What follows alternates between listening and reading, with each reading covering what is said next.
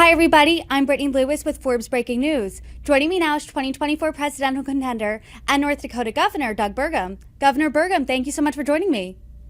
Brittany, great to be back with you again. Of course, you are welcome back anytime, but I do want to talk about the last time we saw you on the national stage, which was last week at the second Republican presidential debate. And you were the candidate, unfortunately, who had the least amount of speaking time. So one, what do you think about that? And two, do you think the country was able to get a good sense of who you are and what you would do if you were elected president?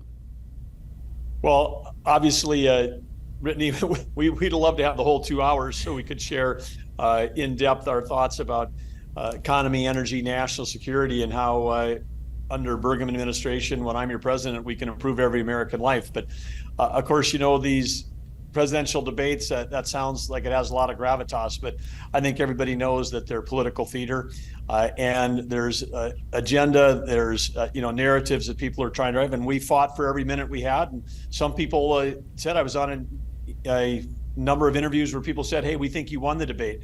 It's not just about how much time you have, it's about whether or not you're actually answering the questions, having the relevant experience. And when I've created more jobs than anybody else on that stage. I've created more jobs actually than the rest of the other 6 candidates on the stage combined. I've got more private sector experience than all of them.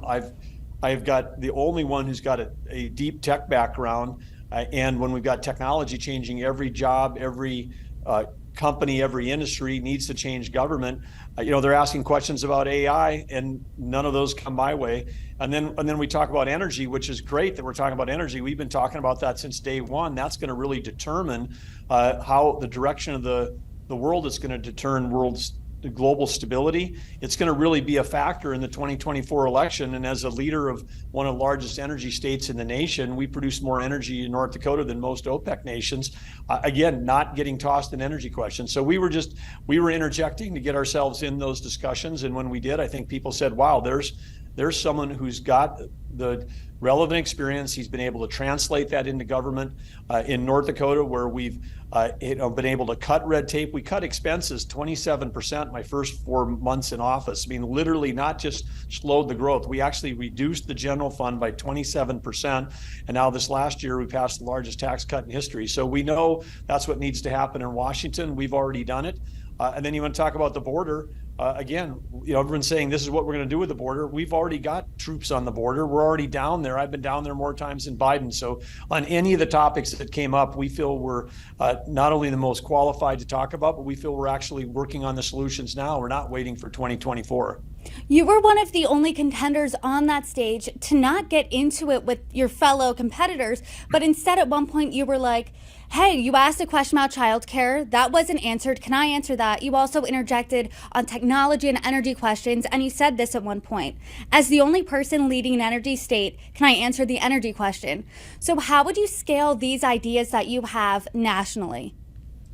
Well, it's pretty simple. On the energy front, it's all about selling energy to our friends and allies and stop buying it from our adversaries.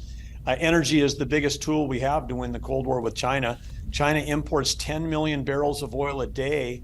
They do not raise enough food to feed their own country, so they also import food. So you have a nation that has no energy security and no food security.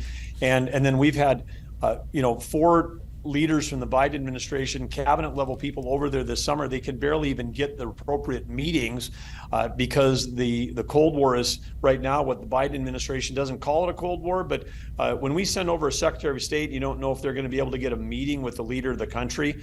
That's not just a cold shoulder. That's an indication of where we're at.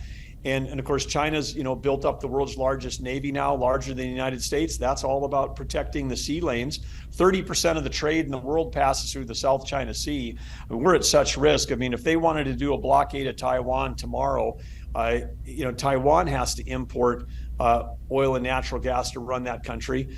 They don't have months of supply. I mean, the risk that we're at right now and what we've given up to China is just amazing. That we've got ourselves in a situation, and we see what happens when you don't have deterrence in place. That's how Russia invades Ukraine, because the deterrence we have don't work, or you're signaling to the rest of the world that, oh, we'll withdraw from Afghanistan. We don't need strategic bases to project power to help stabilize the world. And so it's on everything: economy, energy, national security, 180 degrees the wrong direction.